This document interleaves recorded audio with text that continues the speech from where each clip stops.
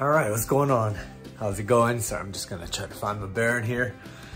All right, Daniel from these 7 Cs. I know it's been a little bit. I did not upload a video last week, but I am back on the regular. So anyways, today I actually wanted to do it's actually gonna be not a long-term review, but I would say maybe like a mid-term, I guess, review of the Grimsmo Rask. Now, if you look back in my videos, last video I put out, I did an unboxing of this guy. It was about 2 weeks ago, and you could probably tell from that video that I was very smitten. So I just want to kind of give you guys my thoughts and just my experience now that I've kind of carried and used this knife for about 2 weeks. So with that, I'll go ahead and turn this around and let's get right into it.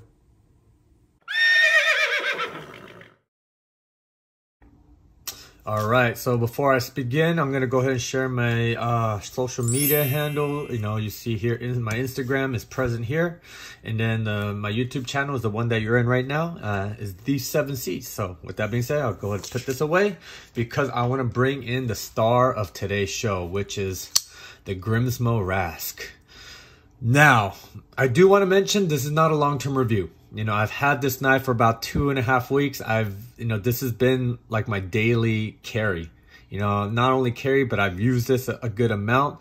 So I feel like I have a pretty good handle on what this knife is about, but I do want to carry it, a little bit longer before I consider it like a long-term review. You know what I'm saying? With that being said, I want to bring out some of the staples of the knife community. You got the Spyderco Paramilitary 2. Lengthwise is very comparable. Let me bring out one of my all-time favorite knives. This is the Les George VSEP 3.0. I'll say also lengthwise is very comparable. And then also another darling child, well deserved, is a Chris Reeves Benza 31 large. Also it's very comparable. And the last one is one of my personal favorites. This is my Strider SNG. And I would say lengthwise also very comparable. So with that being said, this is not lengthwise, it's not a small knife, but I'll kind of get to the way it carries. It actually carries a lot more compact than it looks in terms of the length, right? So what do I think about this knife so far? Okay, I want to kind of preface this with kind of my experience with knives that I've handled that that the knife community or knife enthusiasts generally consider like the best out there, right? So I've had the Koenig Arius for several years.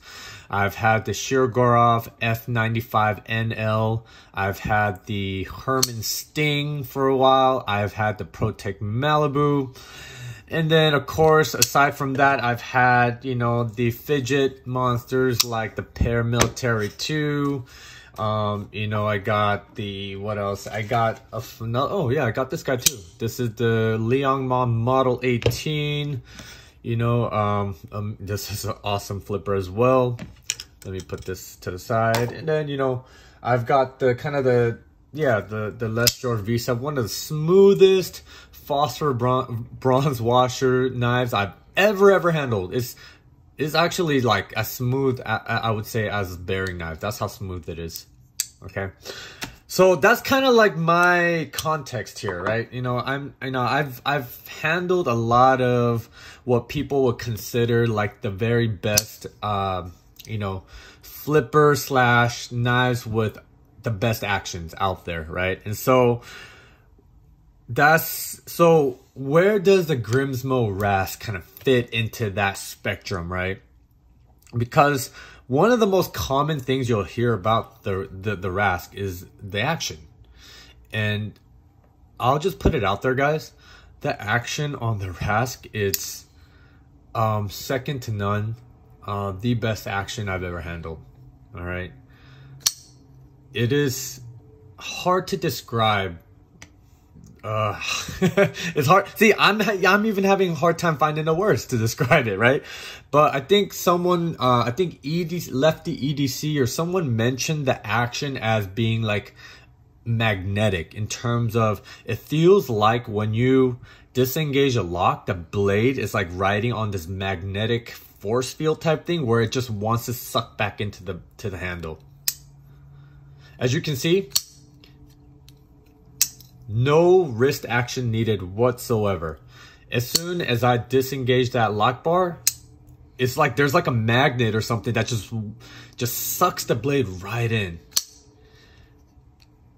It's hard to, yeah, you have to kind of handle this knife to kind of understand what I mean, or what people mean by the magnetic action of this knife, you know. And I, you know, I just figured, oh, okay, you know, it's because it's riding on bearings, you know, typical, so on and so forth. But actually what's really fascinating about this knife, and I'm going to kind of get to the really fine details that really make this knife so unique, right? Because like just by looking at it, like right here, it just looks like a typical kind of a frame lock flipper knife, right? There's hundreds, maybe even thousands of these kinds of knives out there today. And you have everything from like, you get something, you know, from less than $100 to upwards of thousands of dollars, right?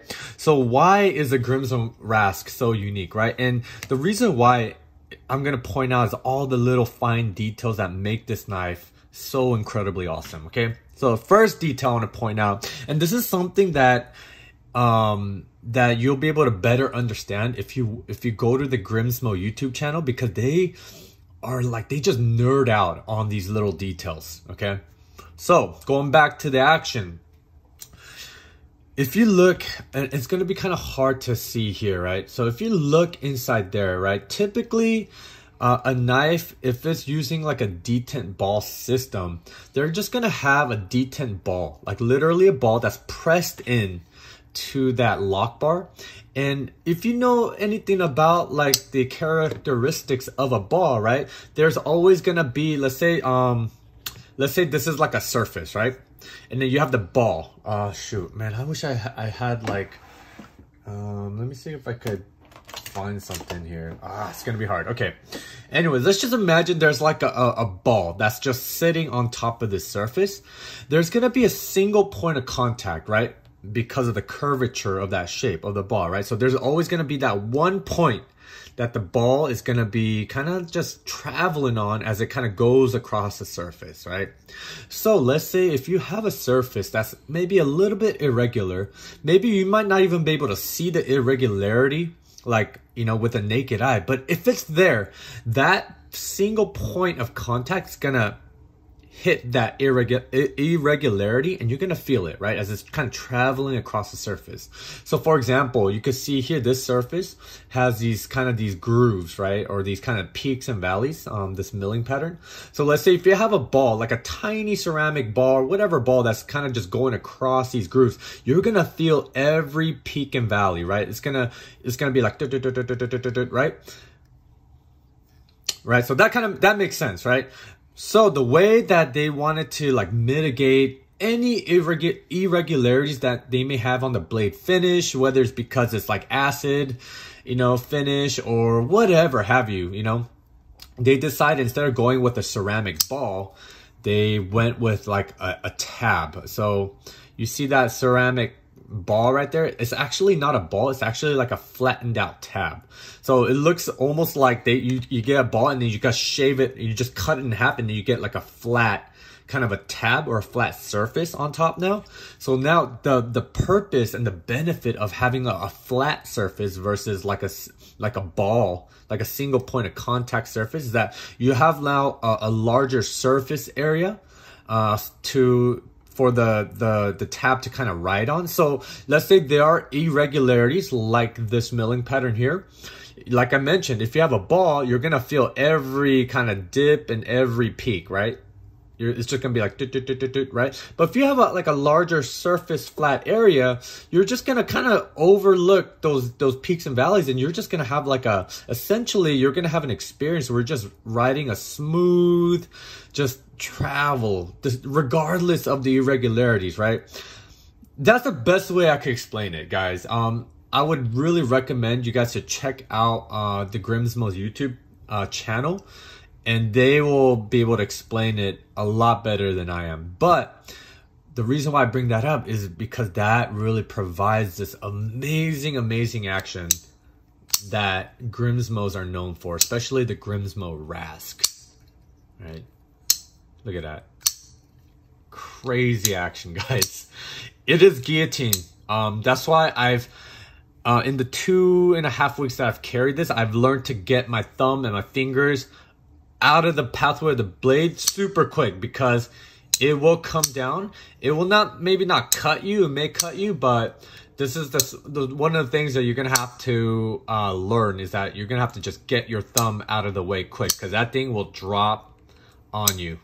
Okay.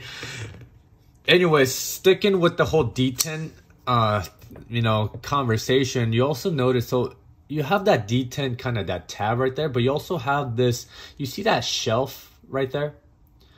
That's like a D10 shelf. And so these things kind of actually work together. So that D10 shelf is actually the same level as the flattened D10 tab.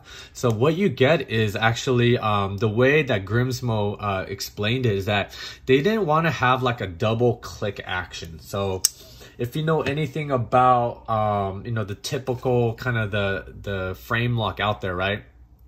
As you open it, you're gonna have like an initial click. See that?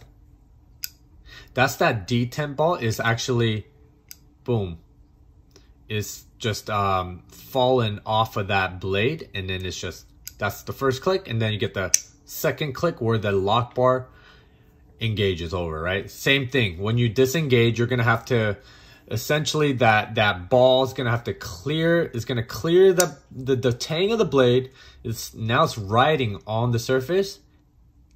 So you get like a boop, and then a secondary click, right? So in this case, you're not gonna have like a secondary click. Anyways, I don't wanna nerd out on the details. It's gonna be a long video. Okay, so I'll do that in my long-term review video. So let me just end it right there. Action is fantastic, guys. So good. So good. I'll say like what comes very close to this is probably the Koenig Arius, but in terms of the smoothness, just the characteristic of this flipping action is just so unique, and it's just so on its own kind of level. I don't know how else to put it. Rock solid, no movement in any direction. You know, blade is centered. You know, oh god, and this blade profile is so good for cutting, guys. It's just a slicing machine. It is like a relatively thinner, on the thinner blade stock. Let me bring out the paramilitary 2. So it is, you know, thinner than the paramilitary 2. Let me bring out the Sebenza 31. I would say, yeah, it's pretty comparable to the Sebenza 31's blade stock. But as you can see, there's a hollow grind, and this is almost like a full flat grind, and it goes down to a super fine cutting edge, the angle. So this thing cuts so well. It just bites into the material. This is the RWL 34 blade steel, and I do believe that they do the heat treat in-house. And just in my experience, it seems like the edge is holding really well. And it seems pretty aligned to what like an optimal kind of heat treat for this blade steel should be. So, you know, kudos to the Grimsmo brothers for just dialing in that heat treat. Also, you can see that they did include a sharpening notch or choil. I believe that's one of the main differences between the 1.0 and the 2.0. But yeah, look at this beautiful, that acid etched finish, man. This thing is beautiful, guys. I know some people don't like it, and I gotta say their stonewash or their mirror wash blades are so exquisite looking as well. But I feel like if you're kind of looking for more of the workhorse kind of aesthetic, I definitely recommend getting like the acid wash, and the way they do it is just incredibly beautiful, you know. Oh gosh, I could look at this finish all day long, guys. This thing is so beautiful. And then just look at, you know, the handle is just, it's a, you know, there's no anodization going on. If you look at their knives, you'll see that it, you know, comes in different colors, you know, green, blue, purple, so on and so forth. but this is just in, you know, the plain titanium, and actually really think it goes really well with the overall aesthetic of this knife. You know, you have a little bit of pop of colors in the body screws. You got a little bit of that bronze anodization going on in the body screws. It flows into the pins and then through the other side. You also, check this out, they also anodize the internal screw that's holding the pocket clip. All right, so this is what I mean when I say like this knife has so many fine details that's really hard to convey just through a video, right? You start to really appreciate that when you actually get the knife in hand and you're actually carrying and using it. And so I'm very comfortable in the hand. You know, as you can see, it's a fairly kind of a neutral handle shape. You got like a little bit of a finger choil going on, and then you got this swell to really fill in the palm of your hands. So this is a very comfortable knife, guys. Very comfortable. It feels comfortable in the traditional grip, you know, the pull cut grip, the Michael Myers scary movie grip, you know, and then you got like this kind of this angle right here, so the thumb is just resting on that. The butt of the handle is very comfortable. So this is a very comfortable knife to hold in various grips. You know, typically I like to use a knife in that pinch grip, so even that pinch grip is very comfortable. So I feel like this knife is very thoughtfully designed for all types of users, regardless of what kind of grip you prefer, you know. Yeah, what else can I say? I mean, the machining on this knife is the best machining I've ever encountered. I'll say maybe it was probably, you know, it was comparable in terms of detail wise, would probably be like the Holt Morpheus. But in terms of, I think this thing is just machined impeccably. It's just so beautifully done. You know, you can see that beautiful, that starburst pattern just radiating out to the butt of the handle, right?